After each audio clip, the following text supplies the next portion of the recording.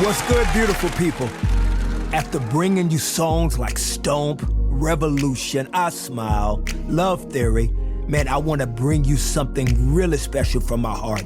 It's called Good Words with Kirk Franklin, and they're conversations that will lift you up and inspire you. Outsider, weirdo, misfit. It's only a misfit, which is that word, misfit, until you find your purpose. Then it is like the perfect fit. You'll hear about the comebacks, the stories of growth, and the stories of triumph. It's about healing through revealing.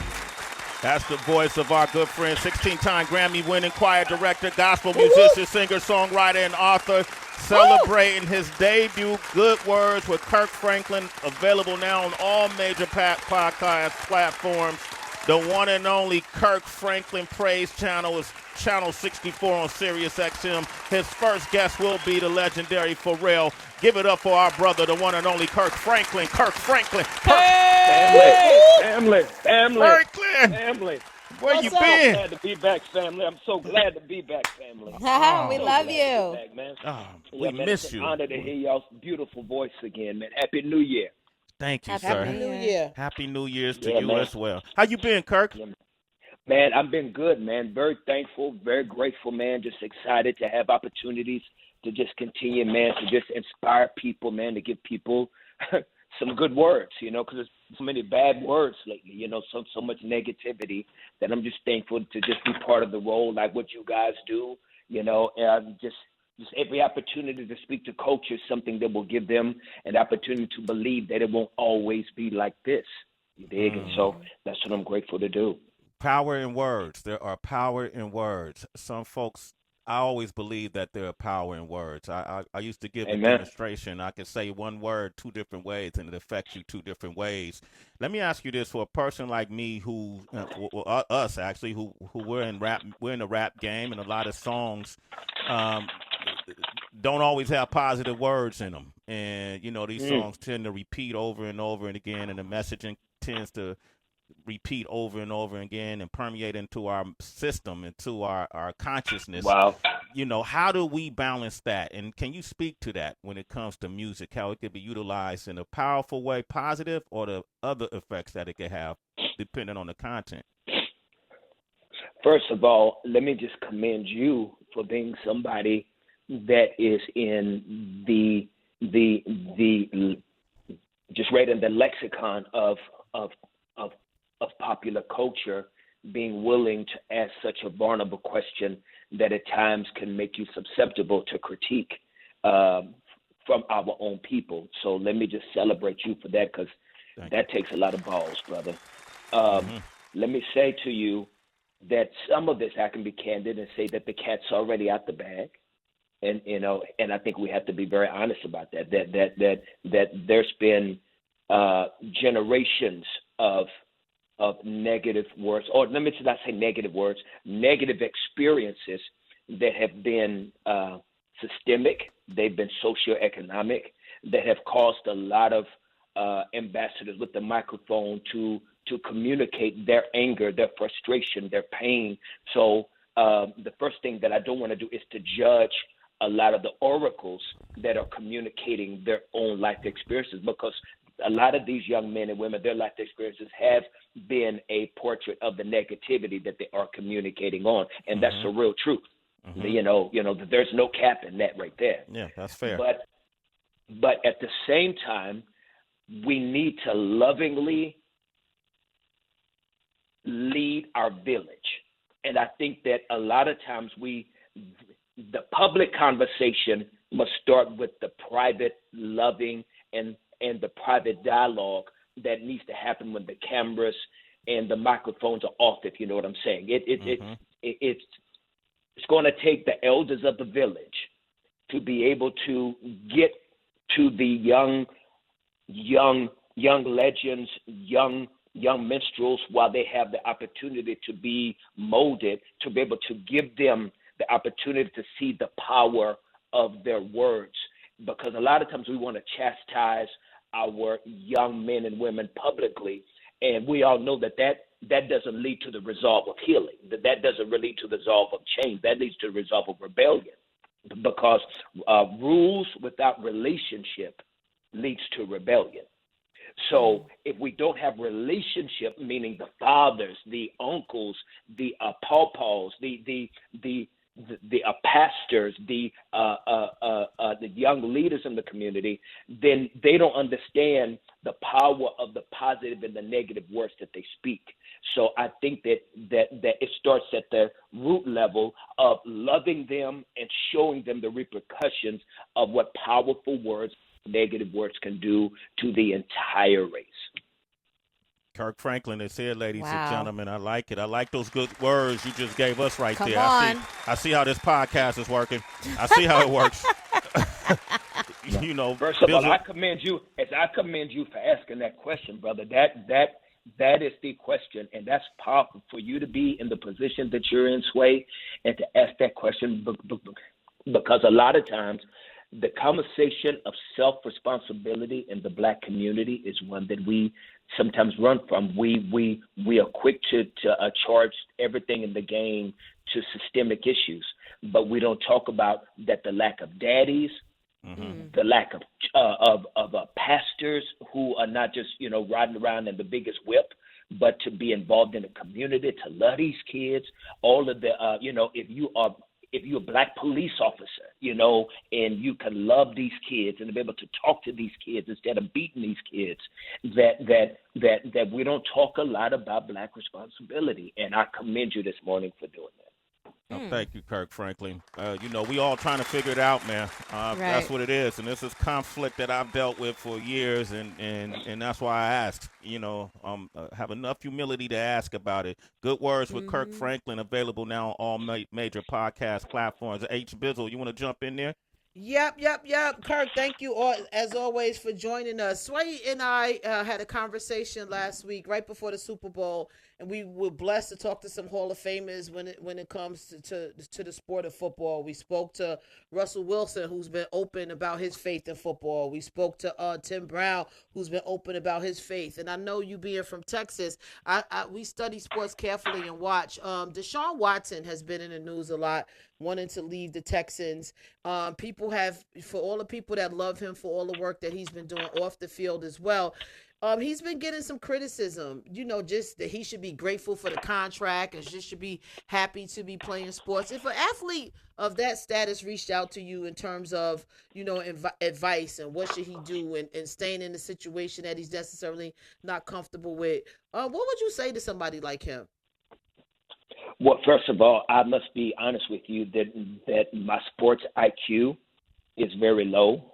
I don't know a lot about sports. I can be candid. I'm the dude that watches the championships. I'm the guy that watches the Super Bowl and the playoffs. And I'm ashamed to say it, but I've got to, keep it a buck with you. No, I appreciate it. Well, really quickly, Deshaun Watson is the quarterback of the Texans. He's the quarterback of the Texans. No. Yeah. I know him just because he's an African American quarterback. So that right there in itself caught my attention. Got you. Just to be a hundred with you. I think that I would say is that the biggest thing is that none of us realize the weight that is on people that have the spotlight on them, and their choices and their decisions have to be choices and decisions that best benefit them. And a lot of times we do the sideline coaching without knowing all the details off the field. We don't know everybody's entire story. And so a lot of times this lack of empathy that I'm seeing. Now, what's very disappointing is that the last 10, 11 months that we've gone through as a society, you would have thought that there would be a spring of compassion and empathy that you would see more in society. And I think it just breaks my heart that we lack a level of patience with our species. And it is amazing to me how impatient we are with one another, but we want people to give us all the grace in the world when we drop the ball. And I just think that we should allow people to walk out. Man, do you know how difficult life is in itself? Can you imagine what it is when you have millions of people looking at you, judging every decision you make? Think about it's hard for the guy who just has a 9-to-5 job to try to figure out life. Man, we should be rallying. Man, you know, y'all gonna make a thug cry this morning. I ain't gonna cry on y'all because I'm a thug. I ain't gonna cry. Man, it is hard, man. It's hard. No, man. No, you're right. You're right. No, man. Dude, do you know that some American right now for dinner has had to drink hot dog water? You know what I'm saying? Like there's some people that are eating, they are taking the mold and scraping it off bread right now to get ready for lunch. And we got the real estate to argue about if somebody should be doing this with their contract. Man, let these people live their life. Let people live. Let people figure out life. But we need to be praying for people more than we are holding up critique cards about what people do in their individual life. Because now more than ever, we need to be loving people. Because if not, we're gonna be getting more suicide calls. We're gonna be getting more people on drugs and alcohol. Because life right now is kicking people in their ass. Facts. And that's right. Reverend Bishop Kirk Franklin said ass. Facts. Well, you said balls earlier in the conversation, Right. too. I didn't bring that up. I didn't even, you speaking my language, Kirk. I didn't even realize this was forbidden words for you. I'm on one this morning. I'm on Thank one. you for answering that, though. So let's go. Yeah. Tracy G, what you got for him? Get him You while he hot.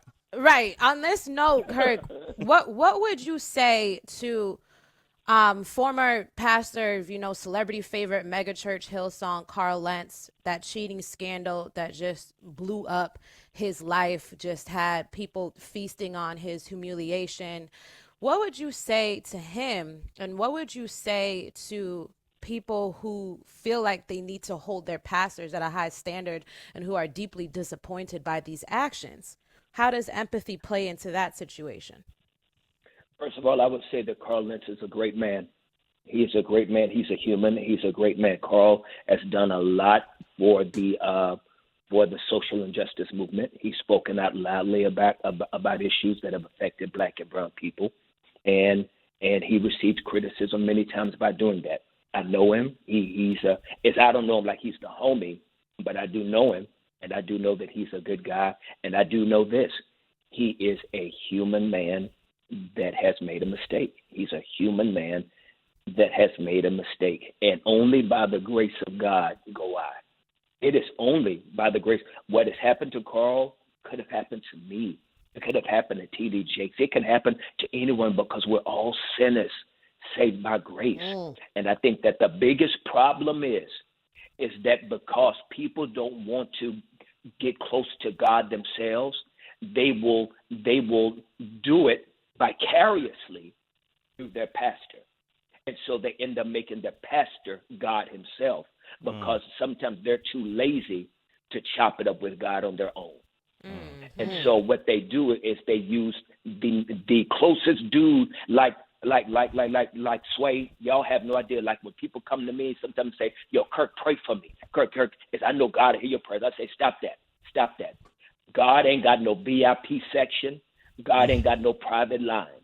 That when you call his name, his ears pop up the same way if I call his name. Do not think that I got some holy hookup with God that is greater than yours. And so I think it's very important for spiritual leaders to remind the people that they are just like the people. See, this elitism that sometimes Christians or Christian leaders have had within society, we talk to people like we're the doctors and they're the patients. So it's like we talk down at them like they need the medicine we got. And for Kirk, my posture is I'm going to always talk to you like I'm in the hospital bed next to you, that I'm sick just like you. And it's only one person that's got the medicine, and that's God himself. Kirk Franklin, ladies and gentlemen, Amen. the new podcast is Good Words with Kirk Franklin. It's available on all major platforms. Real quick, I know you got to go, but Dietrich in Sacramento said he grew up with you. Dietrich, what's up? Really? What's up? Where you from? You from Fort Worth? Yeah, what's up? What's up, Kirk? It's Dedrick, man. Where you from? What's up with your boy? He said, where you from, Dedrick? Yeah. This is Dedrick from Fort Worth, Texas. What high school did you go to? Man, I went to Trimble Tech. We went to church together, man. Carl Baptist Church, Riverside Middle. Come on, man.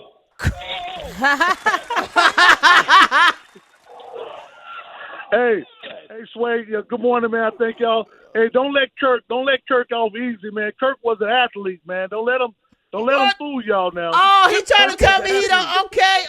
Teacher, thank you. Kirk was an athlete. Hey, Kirk was a tailback, man. He catch that 48-12, man, and take it to the house. Don't let him fool you now. Oh, come on, Kirk. Why are you trying to play us out, man? Hold on. But you got to give him the whole story, Big Pimpin'. That was in the 8th grade. Hey, but hey, he ran the first leg on the 440 relay too. Don't let him. I did though. Yeah, I did. That was in the 8th grade. Those were glory days in junior high. But what happened was in high school, everybody started getting taller, and I just threw the bag in. Well, hey man, I'm glad Kirk, I could. Kirk, we love you, bro, man. We love what you're doing, man. We thank you, man. Hey, we all, yeah, man. We love you, bro. I was just at Darryl Blair's church this past Sunday. I was just at O'Blair's man. Sunday in Fort Worth. Wow, man, I'm humble, man. I'm like mad humble, man. So great to hear your voice, King. Wow. Right. Hey, Dedrick, you're a citizen. I'm glad we made A that Sway happen, in the man. morning. Go That's off and be beautiful. great. That's Absolutely. beautiful. Wow, man. Come on. Wow, man. Come Thank on. y'all for doing that, man. Wow, that's crazy. Absolutely. Every time you call, man, it's special, man. I tell the family we love them. Thank you for Yes. calling in. Kirk Franklin, y'all check out his new Thank you, podcast. Kirk. Good Words with Kirk Wow, man, Franklin. thank y'all. Everywhere, brother. Be Thank safe, y'all so Kirk. All right? Thank y'all, man. Thank y'all, man.